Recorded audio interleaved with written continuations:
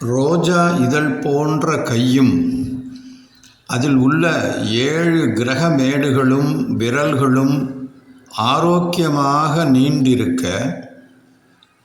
குருமேட்டில் செங்குத்தான ரேகைகளும் தீர்க்கமான தனரேகை கங்கணமேட்டிலிருந்து சூரியமேடு வரை சென்றும், சூரியமேட்டில் தீர்க்கமான பல சதுரங்கள் தோன்ற, அவருடைய வாழ்க்கையில் குறைவற்ற செல்வமும் கீர்த்தியும் வசதிகளும் பெருகி குபேர சம்பத்தோடு நீண்ட நாள் வாழ்வார்.